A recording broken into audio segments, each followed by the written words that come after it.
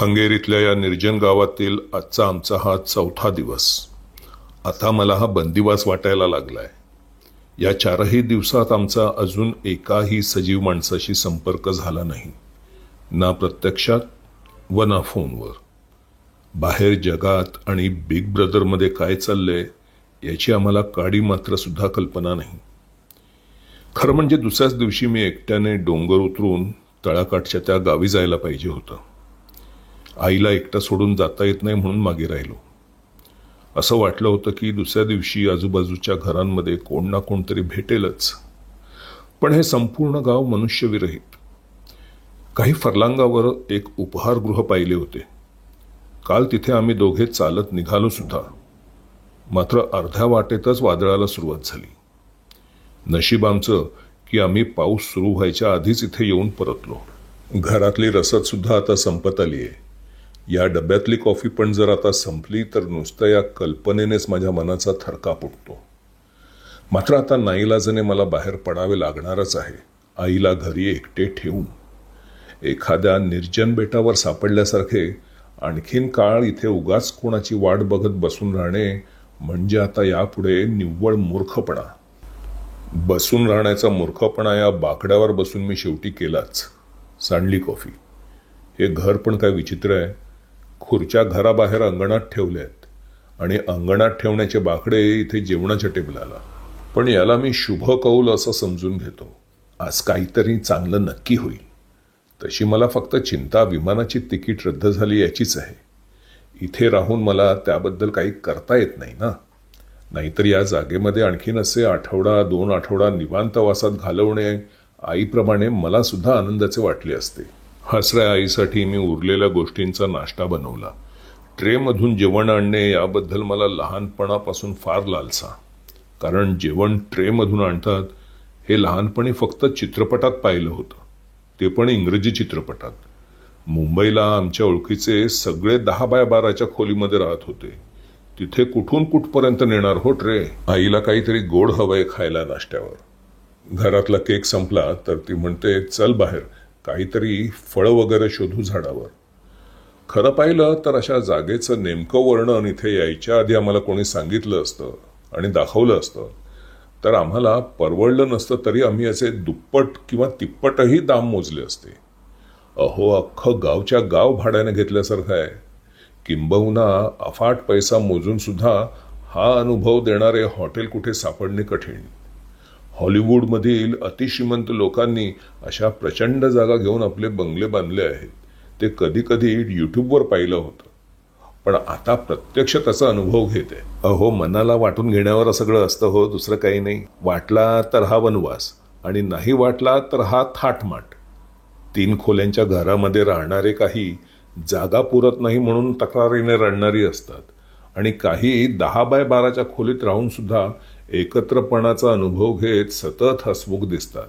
आईला बघा, मला ती विमानाची तिकिटीची चिंता आहे म्हणून, पण तिला बघून तुम्हाला असं वाटेल की इथे आणखीन 1-2 महिने अडकलो तर तिला आणखीनच आनंद व्हावा. बुडापेस्टला पाहिलं ना तुम्ही काय झालं होतं. आमचं घरी परत जायचं विमान रद्द झालं आणि आईची कळी एकदम खुलली. सहल वाढली ना. म्हणतात ना, प्रत्येक संकटामध्ये काहीतरी संधी दडलेली असते. नाही. नाश्ता उरकून झाला की इथे काही फरलांगावर उपहारगृह आहे तिथे जायला निघतो. माझा फोन जरी तिथे चालला नाही तरी तेथील लोकांची काही ना काही मदत नक्की होईल. सर्वात आधी त्या ड्रायव्हरला फोन करायचा आहे मला. एखाद दिवस काही चुकामुक होते माणसाची, मात्र 4 दिवस त्याचा पत्ता नाही. आणि अगदी आम्हाला वेळ सांगितली की त्याच्या 5-10 मिनिटे आधी बाहेर त्याची गाडी नेहमी तयार असायची. या गावात आमची सहल तशी छान चालली आहे, मात्र एवढ्या लांब आलो आहोत तर इथे काही इतर गोष्टी पण बघायच्या होत्या, त्या राहून गेल्या. मी जरा पाय उचलतो म्हणजे काय ते उपहारगृह वगैरे बंद असलं ना तर मला डोंगर उतरून खाली पायथ्यापाशीच्या गावाला पण जायला वेळ पुरला पाहिजे. नाही, डोंगर उतरावा लागणार असेल तर मला परत यायला वेळ पुरणार नाही. मला धावलंच पाहिजे आता. धाव धाव धाव शामू, धाव धाव धाव धाव धाव धाव शामू, धाव धाव धाव. हो, काय धावतोय आपला शामू, जणू काही पोट सुटलेलंच नाहीये. अहो, तुम्ही आहात कुठे? आम्ही गाडीमध्ये आहोत, गाडीमध्ये. इथे गस्त घालण्यासाठी कोणाची गाडी आली होती. त्यांना सांगितलं आम्हाला तेवढं त्या उपाहारगृहापर्यंत पोहोचवा. तर गाडीवाले त्या उपाहारगृहाचेच नातेवाईक कोण, ते म्हणाले तुमचं काम झालं की तुम्हाला परत घरी सुद्धा पोहोचवू. म्हणालो होतो ना मी मगाशी तुम्हाला टेबलावर कॉफी सांडली तेव्हा, की आज काहीतरी चांगलं नक्की होईल. तो शुभकौल होता. इथे आल्या आल्या आधी मी फोन करून घेतो कामाचे. आई म्हणते आल्या आल्या केक पण खाऊन घेऊ. आईने केकची आठवण काढल्याबरोबर माझा स्मृतिभ्रंश नाहीसा झाला. अरे च्या, गेले 4 दिवस मी बिअर प्यालो नाही आणि याची मला आठवण सुद्धा नाही.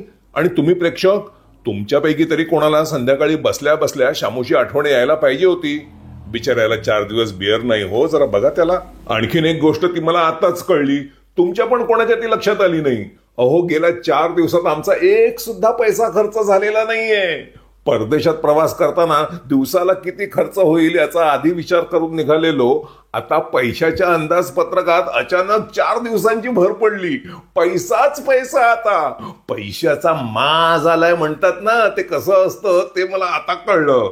येऊन देच्या मारी त्या मेन्यू काढला आता.